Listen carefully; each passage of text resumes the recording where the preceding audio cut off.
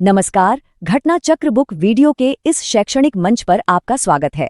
हमारा उद्देश्य है ज्ञान को सरल, स्पष्ट और सुलभ रूप में आप तक पहुंचाना। आइए आरंभ करते हैं अध्ययन और सफलता की इस यात्रा को। नमस्ते। चलिए 2025 के स्पोर्ट्स वर्ल्ड में क्या क्या होने वाला है उस पर एक फटाफट नजर डालते हैं। ये साल ना एक्शन से भरा होने वाला है और हम कुछ ऐसी बड़ी घटनाओं को देखेंगे जो इसे यादगार बना देंगी। तो चलिए बिना किसी देरी के सीधे शुरू करते हैं। हम सिर्फ इवेंट्स की बात नहीं करेंगे, बल्कि कुछ मज़ेदार नंबर्स को भी देखेंगे जो 2025 की कहानी बताते हैं। तो शुरू करें एक छोटी सी पहेली से। तो पहला नंबर है 67। अब ये 67 क्या हो सकता है? कुछ अंदाजा है? क्या ये किसी टीम में प्लेयर्स का नंबर है या फिर जीते हुए मेडल्स की गिनती? सोचिए जरा, इस नंबर को ध्यान में रखिएगा, इसका राज बहुत जल्द खुलने वाला है। और अब एक और नंबर, वो भी काफी बड़ा, 2947। ये तो बहुत ही स्पेसिफिक नंबर है ना? अब तो पहेली और भी दिलचस्प हो गई है। इसका क्या मतलब हो सकता है? चलिए आगे देखते हैं।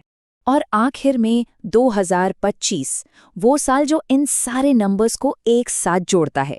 जी हाँ, ये सभी नंबर 2025 के स्पोर्ट्स वर्ल्ड की एक बड़ी कहानी का हिस्सा हैं। तो चलिए अब इस पहेली को सुलझाते हैं। शुरुआत करते हैं विमेंस प्रीमियर लीग यानी WPL से। इस लीग ने भारत में महिला क्रिकेट का चेहरा ही बदल दिया है और हाल ही में इसमें कुछ बड़ी हलचल हुई है, खासकर प्लेयर्स को लेकर। तो सवाल ये है कि हाल ही में जो ऑक्शन हुआ उसमें सभी 5 टीमों ने मिलकर कुल कितने प्लेयर्स को अपनी टीम में शामिल किया? क्या लगता है? और जवाब है 67। जी हाँ, वही पहला नंबर, कुल 67 नए खिलाड़ी। ये सिर्फ एक आंकड़ा नहीं है, ये दिखाता है कि लीग कितनी कॉम्पिटिटिव हो रही है और टीमें जीतने के लिए कितनी सीरियस हैं। लेकिन बात यहीं खत्म नहीं होती। उन 67 प्लेयर्स में से पता है 23 विदेशी खिलाड़ी हैं। मतलब WPL अब एक ग्लोबल स्टेज बन गया है। सोचिए, दुनिया भर का बेस्ट टैलेंट एक साथ खेल रहा है। इससे गेम का लेवल तो ऊपर जाना ही है ना? अच्छा, अब क्रिकेट से थोड़ा आगे बढ़ते हैं और एक ऐसे इवेंट पर फोकस करते हैं जो शायद कम जाना जाता है लेकिन उतना ही इम्पोर्टेंट है, डेफलिम्पिक्स। ये एक ऐसा आयोजन है जो स्पोर्ट्स की असली स्पिरिट का जश्न मनाता है। तो ये डेफलिम्पिक्स आखिर है क्या? हो सकता है इसके बारे में ज्यादा सुना न हो, लेकिन इसका इतिहास बहुत लंबा और वाकई में प्रेरणा देने वाला है। आसान शब्दों में कहें तो ये बधिर एथलीट्स के लिए ओलंपिक की तरह है। ये हर 4 साल में होता है और दुनिया भर के डेफ एथलीट्स को हाईएस्ट लेवल पर कम्पीट करने का मौका देता है। और इसकी हिस्ट्री देखिए, पहले गेम्स 1924 में पेरिस में हुए थे। मतलब ये करीब करीब 100 सालों से चल रहा है। और 2025 में टोक्यो इसके 25वें समर गेम्स को होस्ट करेगा, जो अपने आप में एक ऐतिहासिक पल होगा। और अब दूसरे रहस्य से पर्दा उठाते हैं।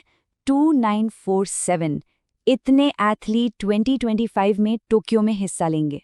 सोचकर देखिए, 81 देशों से लगभग 3000 एथलीट्स 21 अलग अलग खेलों में। ये वाकई में ग्लोबल फेस्टिवल होने वाला है।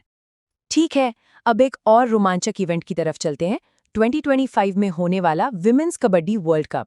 ये टूर्नामेंट बांग्लादेश की राजधानी ढाका में होगा। ये विमेंस कबड्डी के लिए एक बहुत बड़ा मोमेंट है जो दिखाता है कि ये खेल दुनिया भर में कितना पॉपुलर हो रहा है। तो हमने 3 अलग अलग लेकिन बहुत महत्वपूर्ण इवेंट्स देखे। इन सबको अगर एक साथ जोड़कर देखें तो 2025 के स्पोर्ट्स वर्ल्ड की क्या तस्वीर बनती है? देखिए, 3 खास बातें सामने आती हैं। पहली, विमेन्स स्पोर्ट्स का बढ़ता कद, जो WPL और कबड्डी वर्ल्ड कप में साफ दिखता है। दूसरी, स्पोर्ट्स का ग्लोबलाइजेशन, जहां जापान और बांग्लादेश जैसे देश बड़े इवेंट्स होस्ट कर रहे हैं। और तीसरी, जो कि सबसे जरूरी है, वो है इंक्लूसिविटी की ताकत, जैसा कि डेफलिम्पिक्स दिखाता है, जो हमें याद दिलाता है कि खेल सबके लिए है। तो हम इस सवाल के साथ अपनी बात खत्म करते हैं।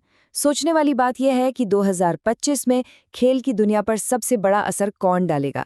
क्या ये महिला खेलों की बढ़ती ताकत होगी, या फिर डेफलिम्पिक्स जैसे समावेशी आयोजनों का बढ़ता महत्व, या शायद कुछ और ही?